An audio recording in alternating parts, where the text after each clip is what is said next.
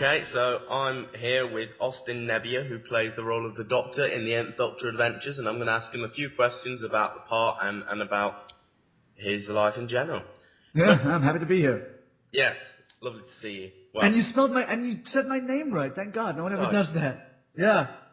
Yeah, people say it with a long, people say Nebbia, and it's just, it annoys the crap out of me. But yeah, sorry, no, but B's, so I assumed it would be Nebbia because there's two. kudos to you for getting it right.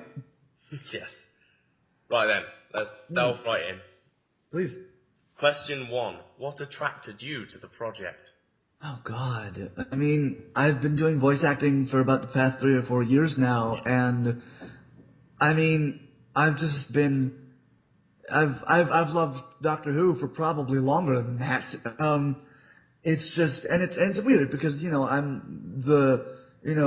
the fan craze over here in America is insane. And I mean, I was in Doctor Who Club all through high school. I'm in a Doctor Who Club now in college.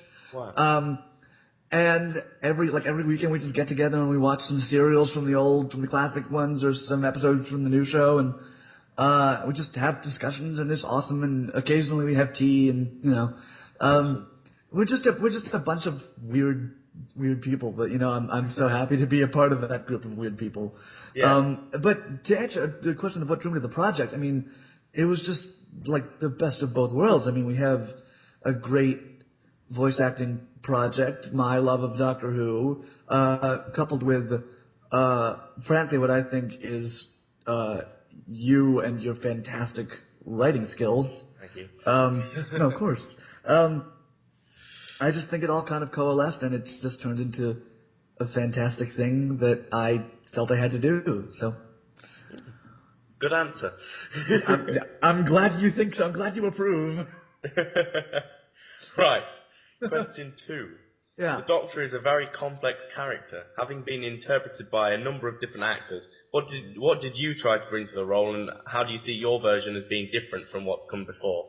Well, it's weird because I feel like I stole a lot from Matt Smith. I mean, when I started out doing, like, impressions of characters from Doctor Who, I always did David Tennant and I always did Matt Smith. And I guess Smith just always, he was more closer to me and my, like, general Britishness when I put on an accent. Yeah. And so I guess that because, the thing that I love about Matt Smith is, and pardon me, because it's going to sound a lot like my doctor here, but whenever Matt Smith speaks, it's very precise, and it's very, everything is accentuated, and you understand every single word he's saying. I need to understand this, and you go over there, oh look, there's a thing, I love things. It's like, everything is very, it's either really slow and deliberate or really fast and manic. And I love that kind of delivery, because it's just great for just spewing funny lines. And so, I mean, I guess I see my doctor as different from a lot of them, in that, he's a little more reprimanding than some other doctors have been. He's always talking about how people have no sense of music or taste or style or whatever, and that was fun. That's a fun line to play. He's a very musical Doctor. He is an extremely partly musical from Doctor, the writing, I think. and I'm very glad that you give me little bits to sing, because I'm so much of my music is a huge part of my life as well. So I'm glad that I have that opportunity as well. But I mean, also I like that I bring a lot of Smith, or maybe at times Tennant, or I like to think that I bring bits of the characters of previous incarnations to him, which I like because it is the same character. Yeah, definitely. It's just various, it's various bits of him. So yes, I thought that was kind of cool. Yeah, definitely. Right, question 3. Of the 2 episodes you've worked on so far, what's been your favourite moment to perform? Oh Jesus. They're all really good. No small part to you, but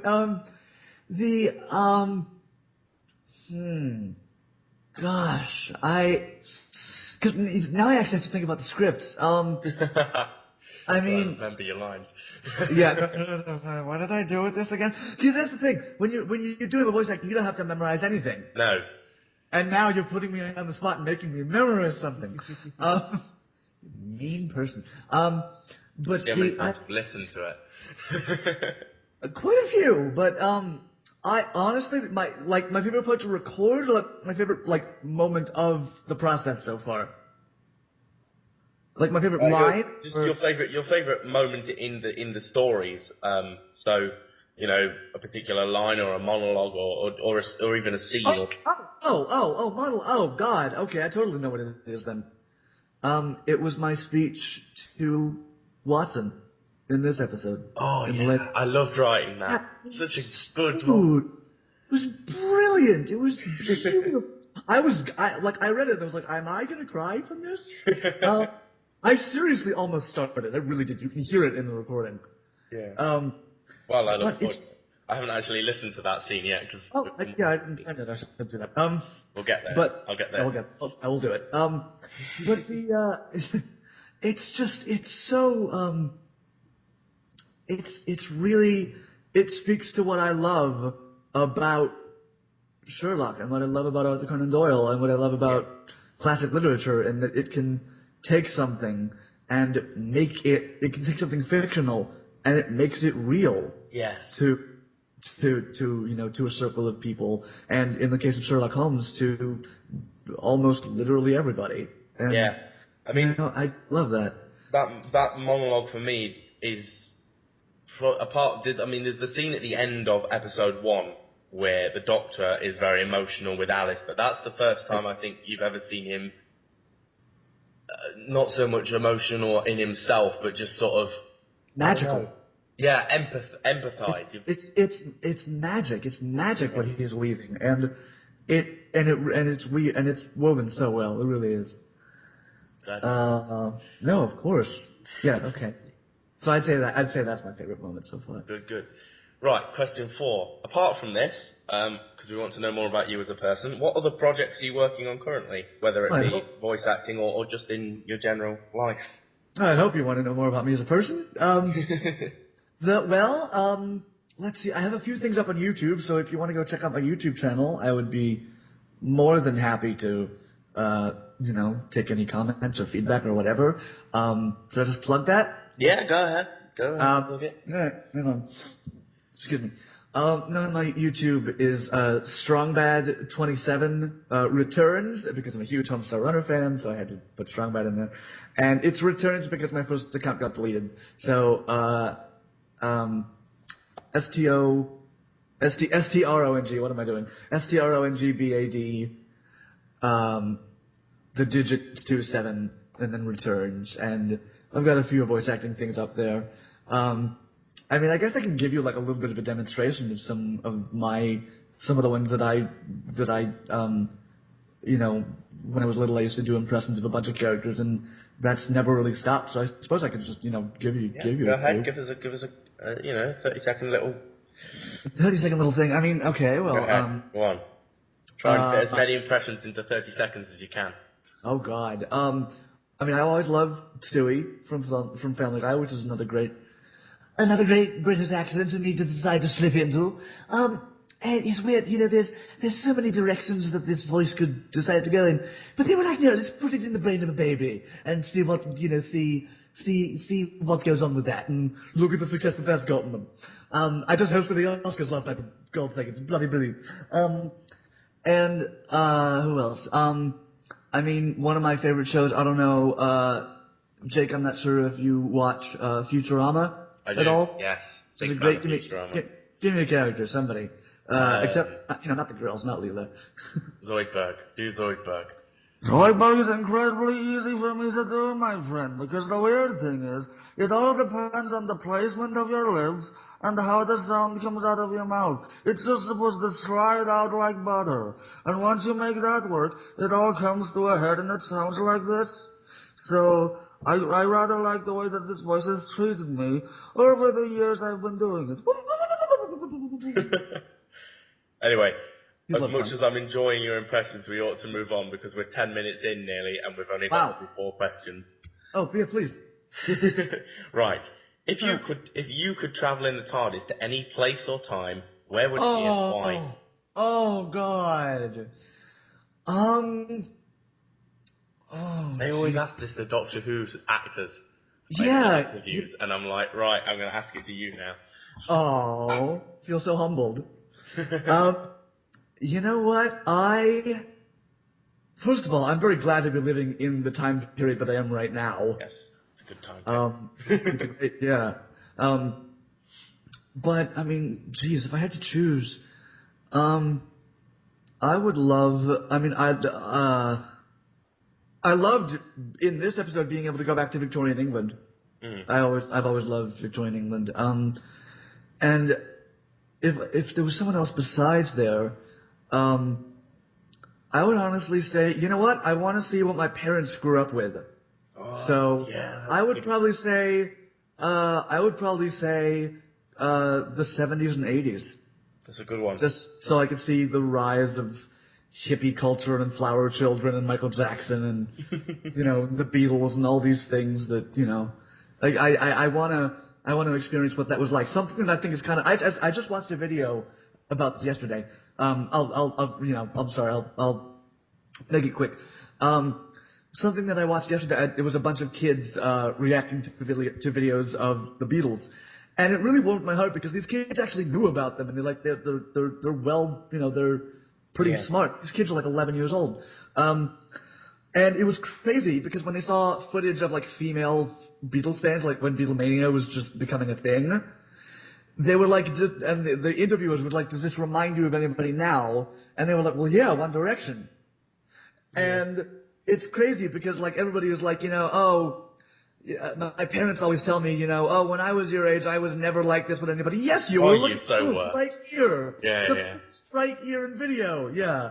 So I would love to be, I don't want to get trampled to death by millions of screaming girls, but I think it would be interesting to go back and see what that was like. Yeah. So I'd say, around 30 years ago would be a cool time to go. Good answer. Right. What is it like working with co-stars and other people that you've never met, and what do you think of your fellow performers? That's one of those things that I think is amazing about the internet nowadays, in that you can take, you can have all these people from all over the world do things alone, and you put it all in the same thing, Yeah. and we just work off each other, and we've done this thing. We've created this piece of art, really. We've Yeah. created this piece by working alone, by working together. Yeah. Like that, I love that kind of a thing. There's another thing that I'm doing where it's a virtual choir, and it's people send in Awesome. their part to a song, and then they send them all in. And last year they had over 3,500 people singing together, and it was from all places from where I am in Pennsylvania. Somebody did it in Tunisia. Somebody took 2 days to upload it from their phone in like Africa.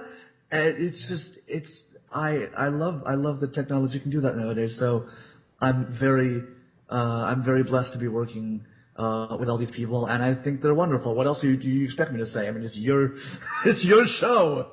I can't say anything bad about these people. They're all awesome. They are. I've been really lucky to get some really brilliant cast. I mean, obviously you and Emma in all the episodes, and Right. you two you work brilliantly together, and it's really weird because obviously you've We've never never had the met, chance to talk about how to say the lines, and yet somehow they always fit together really well. and yet still we somehow work beautifully together. Yeah, we have great chemistry. Yeah. And then Adam Seltzer playing Sherlock in this episode, and Yeah. Oh my gosh. I've just been listening to some of his lines and your lines, and it's just like, oh, it's gonna be so good. Node floating is at an acceptable level. Yes, Awesome. definitely. Good to hear. Right, here's another one, and I think I can probably guess what your answer's going to be to this, but I'm Oh gonna. dear. Right, if you could play any other famous cult or not mainstream, if you know what I mean, characters, who would it be and why? Oh, Doctor Who. Yeah, no, if you could play anyone other than the Doctor. Anybody. Oh, Yeah, like still on the show. not necessarily on Doctor Who, just a cult Just anybody? character. A cult character.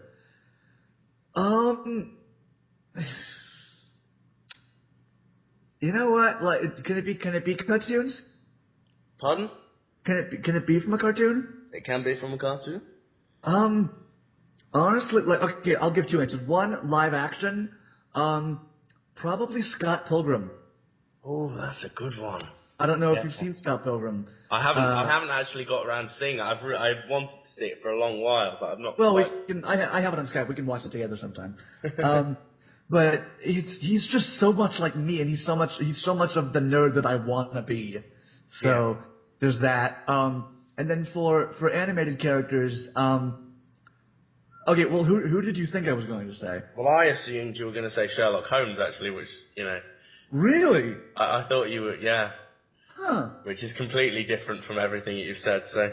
Yeah, I was not thinking of Sherlock. I mean, I guess I could give it a shot, but I don't. I'm sure I wouldn't do as good as Adam did. But It's interesting, 'cause, I mean, when I wrote the script, I mean, I'm a huge fan of Sherlock. I presume you've seen Sherlock.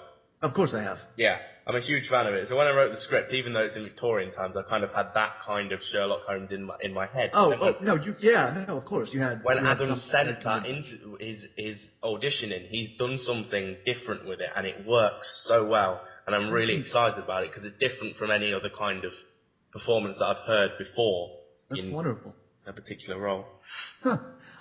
No, but animated characters, honestly, I think, I think I would have to say,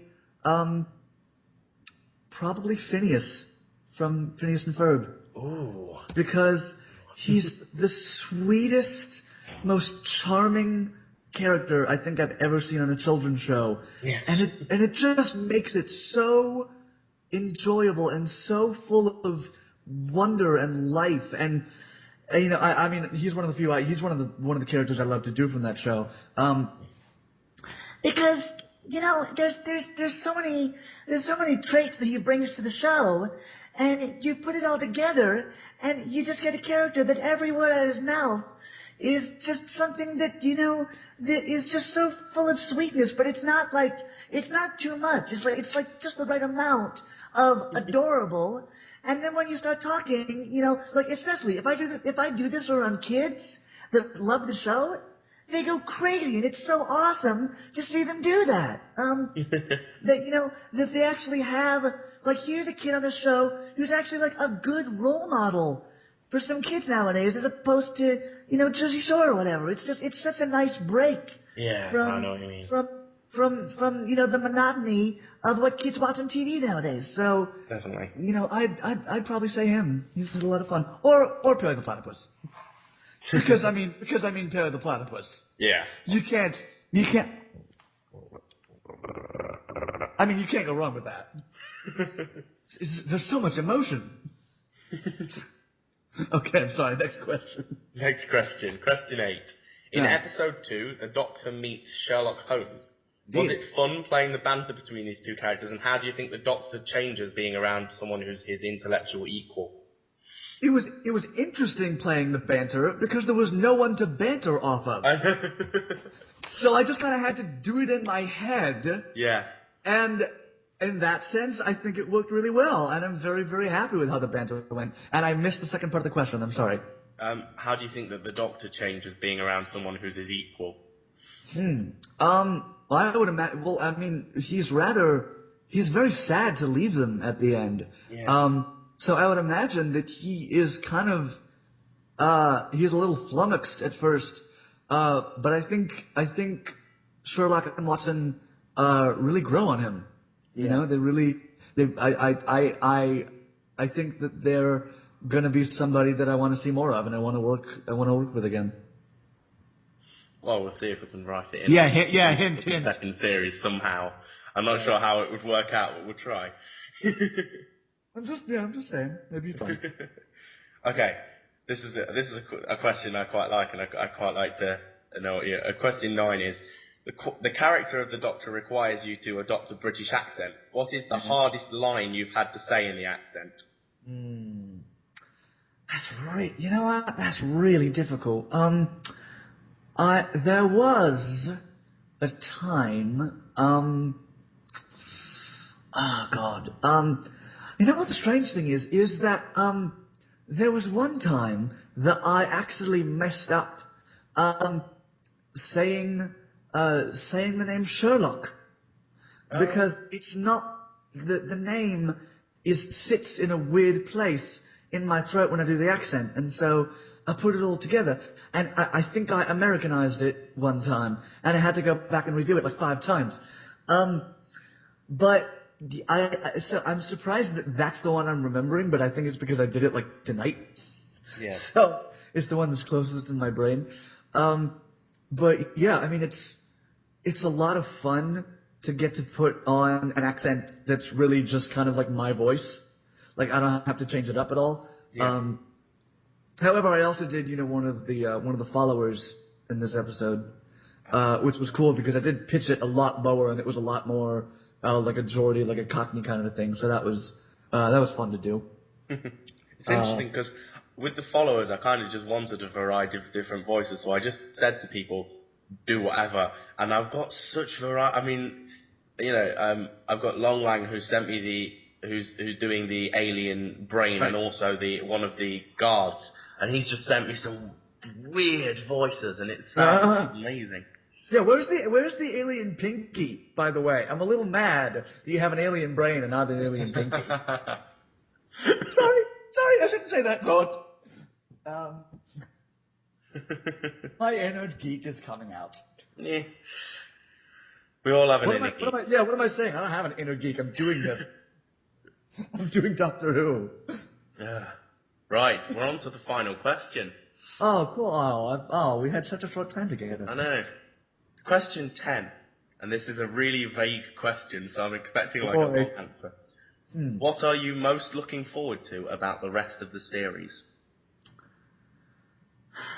I am just looking forward to keep working, obviously, and to see where it goes. There's a lot of that's the thing about being in the TARDIS, and I mean, it's like one of my favorite lines from River Song was, the Doctor in the TARDIS, next stop everywhere. Yes. You can go anywhere, you can do anything, you can meet anybody, and there's just, there's literally no limit to that. So I think I'm just really excited to see what kind of genius ideas you come up with for all the other ones. Well, our next 2 episodes, in fact, are written by Harry. They're not written by me. They're written by Harry Hayfield, who's playing Watson in this episode. And he's written a pair of episodes loosely based on Journey to the Centre of the Earth by Jules Verne. Wow. Yeah, which I've just finished editing the script for the 3rd episode, which is really good episode. I can't wait. It's going to be really, really exciting to work on. Yeah. A lot of sound effects, which I'm going to have to find, and I've got to find do you remember the pyroviles from the Pompeii episode? Yes. They're coming back. Ooh. So I've got to work out how to do their voice and everything. It's gonna be really good if I can get it right, which I'm sure I'll figure out. I'm so excited. That's the first time you've heard that, so you're hearing it. No, yeah, okay. No spoilers. No spoilers, sweetie. Well, I've just sat today and plotted out the rest of the story arc for this series and what the finale is going to be like, and I'm really, really excited, but I'm not telling anyone. Okay, I'll wait. I can wait. Though I'm very impatient. I just thought I'd tell you. Right, well, we've reached the end of our little interview, so... Yeah, we have. I'm sad to go. Yes, wow. Well, dude, you've been a great host, and you've been a great, you've been a great captain. I've been glad to have you at the helm, and I'm really excited to keep working with you. Yes, you too. Anyway, thank you. I guess we should wrap things up. And yeah, it's getting kind of close to time when I should start heading to bed. So I will talk to you later. So All right, good night. Night.